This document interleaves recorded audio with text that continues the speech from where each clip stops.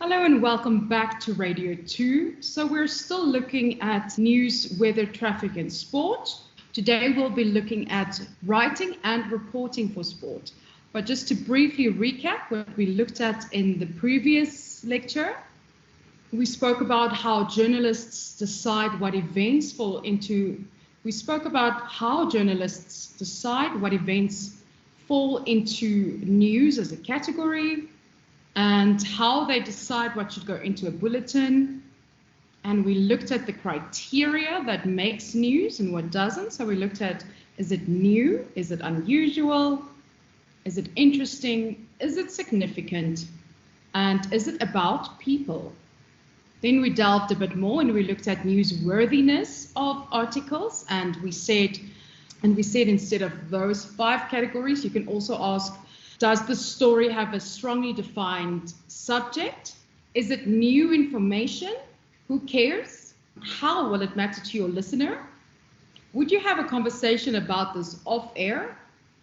Does this story affect health or safety, human emotion, money, or other concerns of our listeners? If so, how? And who are the characters involved in this story? Do you care about them, or will your listeners? And then we say the journalists look at timing, they look at significance, they look at proximity, at prominence, at human interest, at closeness, and at personal impact. From there, we went on to look at how do you get news and where does your news come from? And then we broke it down into 15 categories, which were conflicts, disasters and strategies, progress and development, crime, money, the underdog, religion, famous people, health, sex, weather, food and drink, entertainment, sport, and human interest. So those are our 15 types of news categories. And then we looked at the inverted pyramid. So the pyramid story structure and just how that came about, as well as how to write a story according to this inverted pyramid. And we said that depending on the nature of the story and its driving elements, a lead can focus on one or several of the following 6 question words. And those are who, what, where, when, how, and why. Okay, so it comes down to you should be able to write a concise news story by now that informs the listener and that keeps their attention. And you should be able to combine different parts of a news story to tell a story. Your listeners must be able to see the story if they close their eyes. And it's important to realize that different news writers have different styles for different media. So compiling news, traffic, sport, and weather. These 4 pillars are important in radio because regardless of the kind of radio station where it is being broadcast or the audience that it serves, these 4 factors will always be present. First and foremost, remember, radio serves to inform its listeners. The very first types of information that are critical when it comes to informing listeners are those that affect the listener in their direct environment. And these comprise of news, sport, traffic, and weather. Sport is important because it's a particular type of news that garners a lot of interest from any listener base. And there are processes involved in selecting different sports on which to report. And we're going to be looking at how to tell great stories of the athletes and the players and the coaches involved in specific sports. Because remember, sport as a subject can unify provinces and nations. And with its ever-changing environment of who gets picked and who gets dropped, like Lionel Messi 5 days ago, or who qualifies and who doesn't, who gets injured, who makes a comeback. There's always so much to write about and to share on. Okay, now let's move on to sport. And if you want to follow along, you can go to page 194 to 199 in Next Level Radio. A very large portion of your audience will be sport fans of some sort. So if you are writing for sport, you need to know more than they do. People say that working in sports is the best job in the world because you sit and watch TV all day, or you are traveling the world while getting to see live games. This is true. However, it comes with a lot of responsibility and pressure to get it right.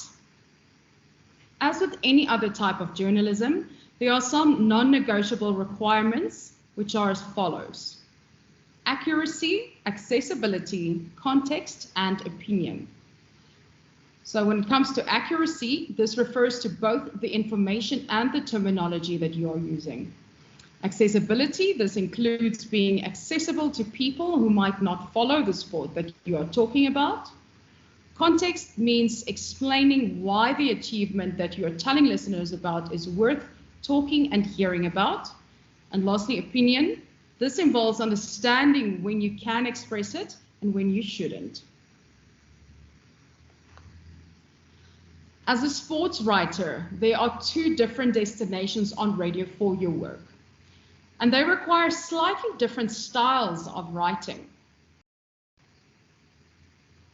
These two destinations are news bulletins or sport programs. Although they are different, they still have the same starting point. As a sports journalist, you always need to know the fixtures and the dates and venues of major tournaments. Keep a diary or a file of tour dates, programs for events like the Olympics, and draw up sheets for tournaments like Wimbledon. That way, you will know what to look for when you are compiling a bulletin, and you will know the complications of the results when teams or individual players are drawn to play against one another. Will a win or a loss mean that a team has clinched the series? Or will it mean an ultimate playoff between two heavy hitter or top ranking teams? Or alternatively, will it mean elimination for one specific team or individual? Understand the sport and know the story that you are trying to tell. Few things will damage your credibility as a sport reporter faster than being at an event or news conference and asking questions that don't make sense, or asking questions that you should know the answer to. If the captain of the national football team is speaking before a Premier Soccer League match, so a PSL match, but it's his first match after a long injury layoff, you need to know that before you speak to him or ask a question in front of other journalists. Do not presume that listeners know as much as you do. Terminology should always be correct, but don't try to be clever or overcomplicate things. Golf is a very good example. It's full of terminology that is unique to the sport, like for instance, birdies and bunkers and par, etc. Most have an idea what those comprise. However, an albatross may not be understood by those who don't play the game, so provide a short definition after you've used the correct wording first. If a player is using a driver off the tee on a particular hole, provide an explanation as to why that might be an unusual thing to do. Players and athletes are not your friends. This may be one of the unwritten rules that are broken most often. You need to remember that athletes are part of your job, not your private life. There are going to be times when you have to sit in judgment or ask some really tough questions. You will also have to critically evaluate every performance, and friendships may cloud those opinions. Think about Oscar Pistorius as an example, or even Hansi Cronje. Back in the day, there were a lot of very tough questions asked around him. It's not always about the big games and the big sports. In South Africa, and certainly during their seasons, you will always have stories available about soccer, rugby, and cricket. There's also a growing interest, as well as a higher participation in sports like running, golf, and cycling. However, don't neglect the sports with smaller followings, as they sometimes produce some of the best stories. All of South Africa's Olympic medals come from sport that are not the most popular or closely followed by South Africans, including swimming, boxing, tennis, cycling, canoeing, rowing, and triathlon. Not to mention the cluster of diehard fans in Formula One racing, hockey, surfing, equestrian sports, and many more. Stories that will make it into a news bulletin and not just a scheduled sport program need to have a strong hook. Other than for rugby, soccer, and cricket international games, results do not make for a good hook unless it is a real upset. An injury or a scandal is much more likely to do that. Write the story for the news that's the most important and make it short, sharp, and to the point. For the sports segment that follows, rewrite your copy the same as news. Change the angle, add some detail, or start with a reaction in order to grab the listener's attention at the beginning. Do not ever use the same script, especially if the two bulletins are close together. Scores and scorers are an important detail and should never be omitted. Try to add another level of interest though, however brief. So for example, it's his first goal in 32 appearances, or she was undefeated for 10 years. And yes, that has happened. Look up the wheelchair tennis star, Esther Vergeer. Add variety in compiling a sports bulletin. Keep track of what is happening in other sports, lesser known events, or marginal tournaments in which South Africans are participating. In spite of recent gains, women's sports still do not get much attention. The media has a role to play in trying to right the balance for women in sport. Just like with any other radio, it's about sound variety. And everyone loves hearing the voices of their favorite sports stars. People do not want to hear your opinion, although sometimes that can work. But they prefer listening to what the experts have to say and the players and the coaches themselves think. Snappy sound bites between 15 and 25 seconds add interest to any news or sports story. Never miss an opportunity to get a sound bite from a player or a coach. It adds variety to the listening product and it draws the listener's attention. So this is the structure of a sports bulletin. So there's a headline, a body copy, and a last line. The headline there, Itumeleng Khune gets a contract with Manchester United.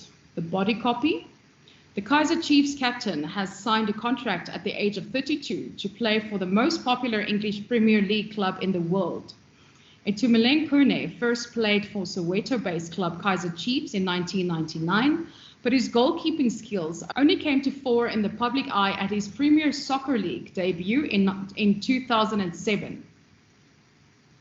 In 2009, he joined the national side and has been the first choice for goalkeeper ever since. Khune also holds the title of being one of the only 2 goalkeepers to be sent off the field during a FIFA World Cup game.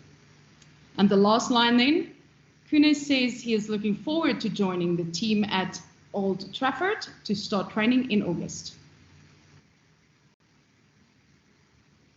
Okay, so that was the news bulletin. Let's look at how we would break it down. So under the headline, across South Africa, it's safe to assume that most people will know the name Itumeleng Khune and will have and will have some idea of soccer as a highly popular and a closely followed sport in the country.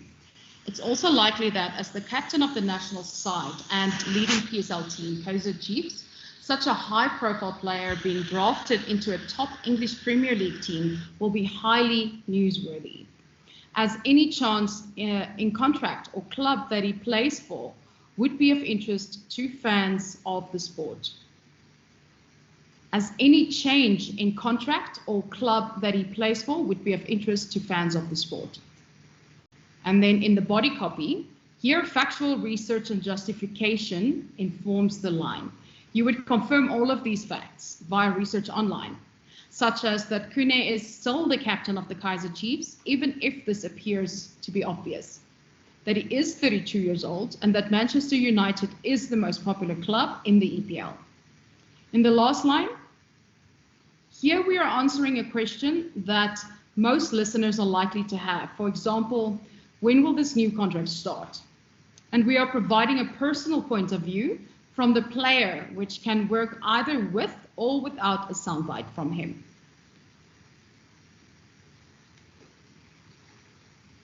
Just to repeat again, players are not your friends. However, you should keep in touch with players so that they will take your calls, or better yet, give you their phone numbers. You're not always going to need them to comment on something negative.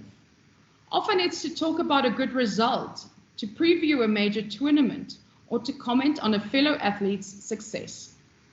Develop a strong contact list and protect it so that those details do not get into the public domain. In South Africa, always have sources or contacts within the following two big organizations. The first being the Department of Sports and Recreation, the second being SASCOC, aka South African Sports Confederation and Olympic Committee. Sponsors are also important contacts, but this is a tricky one to navigate. They are an important source of information and tend to be efficient as they have their own marketing agencies and public relations machines. However, keep in mind that they will probably want something in return, usually publicity. The purpose of their sponsorship of a particular tournament or athlete is to secure exposure for their brands. So make sure you evaluate what they're giving you and be careful how you represent them in your sports stories. For example, referring to 4 different sponsor names in a single spoken sentence sounds disastrous. Sounds distasteful. And your audience will lose track of what you are talking about.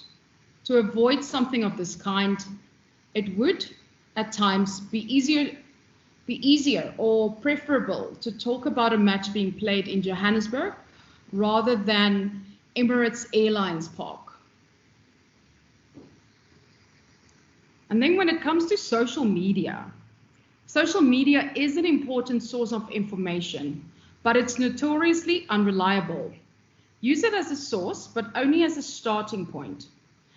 Never use social media posts without an independent verification of the information. Via social media, you are getting only one side of a story, often written as a fact, when it's only an opinion.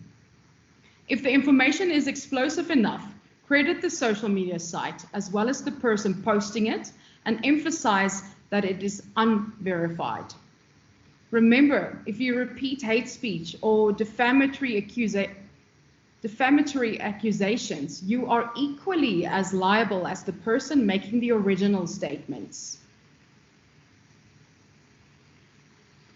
Fact checking. If you are at an event like a news conference or a post-match media briefing, make sure that you get the scores, the names, and the relevant information, such as the designations of the people, correct. In sport, there's always someone listening who knows more than you do, and many people will be quick to correct you.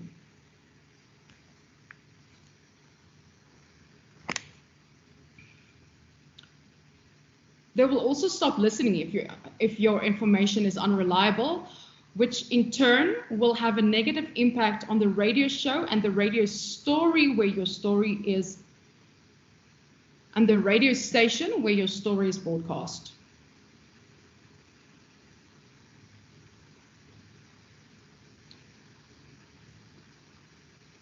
If you were not there or you did not see the event live on TV, double check the accuracy of the information by finding another source that verifies it. This is called triangulation. Triangulation is a research technique that assists in validating your data through cross-verification by relying on two or more sources. When you are triangulating your information by establishing more than two sources for that information, you are applying a combination of methods to ensure that a particular detail is correct. This aids in making your story bias-free, and it brings neutrality to the story with a firm degree of certainty. If an athlete or player is accused of wrongdoing, put it into context. Be aware that opponents sometimes have an axe to grind, so do not take damaged reputations at face value. Sport is played by people who have regular lives and make mistakes like the rest of us. If you are going to exclusively be a commentator, then specializing in one sport can be ideal. You will possibly get work on radio and TV, and you could become the go-to expert for other journalists. However, if you are going to be compiling and presenting bulletins for general consumption, you will have to become a jack of all trades, knowing something about every sport and a lot about the most popular and regularly covered sports. Know your audience. If they are soccer or rugby fanatics, you will need to know a lot about these sports. But note that there's always potentially someone listening who is an expert on these sports as well.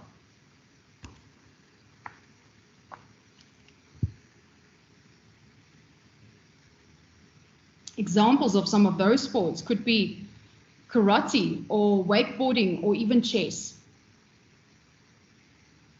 To ensure that you include snippets about these sports as well, try to ensure that you include snippets about these sports as well, so that when, for example, Stefano Marcia makes it into the South African Olympic squad,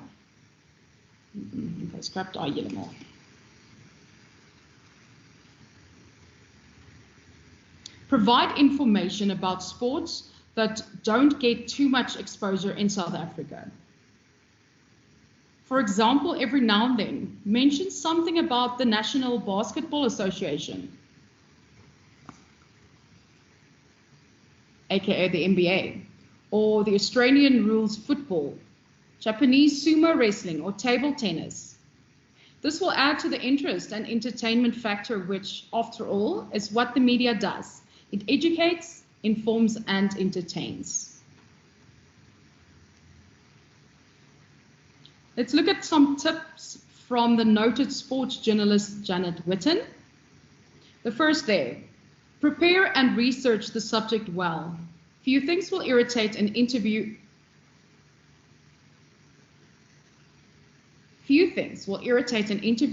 more than talking to someone who does not know what they are talking about. Research and preparation are paramount. Prepare a guide of questions, but then try not to read them off a notebook. Make bullet points of subjects you want to cover in your interview and follow the information that the interviewee is giving you to allow the interview to go down potentially new roads that you didn't expect. If there's a lull in the conversation, then you will always have your notebook to return to, and you will be able to check that they've answered all the questions that you've asked.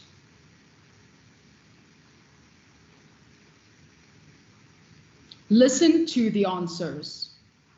Let the interviewee guide the direction of the interview, but within limits. Listen to their answers. Listen to the answers. But don't let them get away with avoiding answering the question that you've asked. If you do not listen, you will end up asking a question that has already been answered.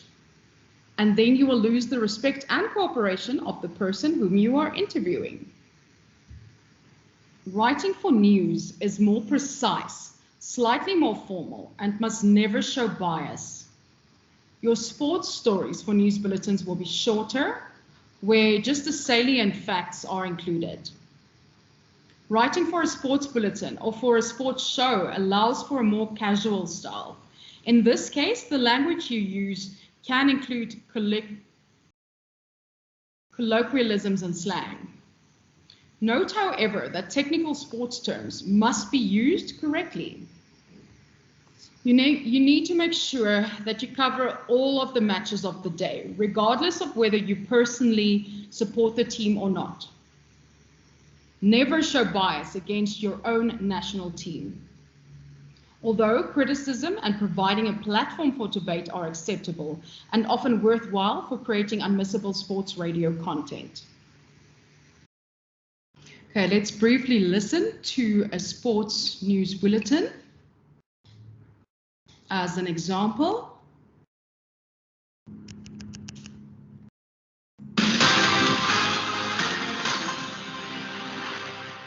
Kia ora, I'm Goran Pallet and this is Sky Sport News. Star Hurricanes midfielder Nani Laumapi has confirmed he's out for the rest of the Super Rugby season. The in-form second five suffered a suspected broken wrist during Saturday's impressive win against the Crusaders. Laumapi's posted on social media saying it's not the way he wanted to go out, but he's not done yet in 2020. Chelsea and Manchester United have secured Champions League football for next season. The Red Devils finished third after beating Leicester 2-0, while the Blues ended up fourth after seeing off Wolves by the same scoreline. It's always a team effort, a collective effort of staff and players, and I have to say that I'm proud. I always put like a little small brackets around that because it's Chelsea and we want to be challenging for titles and league titles, but we're not at that position now. I knew that going into the start of the year. England's poised to wrap up a series victory against the West Indies after a Stuart Broad masterclass on day 3 at Old Trafford. Broad collected 6 wickets, leaving the tourists on 10 for 2 and chasing a daunting target of 399. It's obviously a nice place to be when his tail's up and he's bowling out he is, because you feel like the ball's going to come to you, which is a great place to be. So, yeah, he's bowling really well at the minute. And while no fans have been allowed to watch England's impending victory, spectators have been given the green light at the Oval Cricket Ground. 1,000 supporters trickled in to watch a 2-day friendly between Surrey and Middlesex. The fans were members of each club and were given allocated seats to maintain social distancing. The match is the first of a series of pilot events run by the UK government, who are hoping the public can return to watch sport in October. And motorsport legend Valentino Rossi has racked up his 199th podium finish after an action-packed Andalusia Grand Prix. The man known as the Doctor finished third, returning to the top 3 for the first time in over a year. I'm very, very happy because it's a long time and we come from a very bad period with a bad result, but I'm very happy. Come back on the podium is, for me today, is not like a victory, but similar. Frenchman Fabio Quartararo won from pole position in his second consecutive victory since the MotoGP season started. And that's all for now. Thanks for watching. We will have another Sky Sport News update in a couple of hours. Until then, see ya.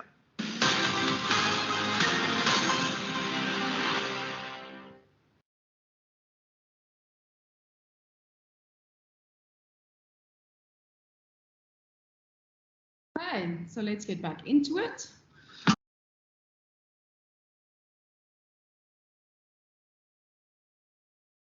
I want you to turn to page 206 in your Next Level Radio textbook and have a look at activity 5B. 5B number 1 there, which reads as follows. A South African tennis player, Mpho Dludla, has qualified to play at Wimbledon this year. Following the guidelines for writing a sports report, write a report for radio about this historic event. Okay, so that's what I want you to do for me for homework, is to write a sports report and see where you struggle with it or whether you are completely comfortable with it. And that brings it to the end of today's class, okay?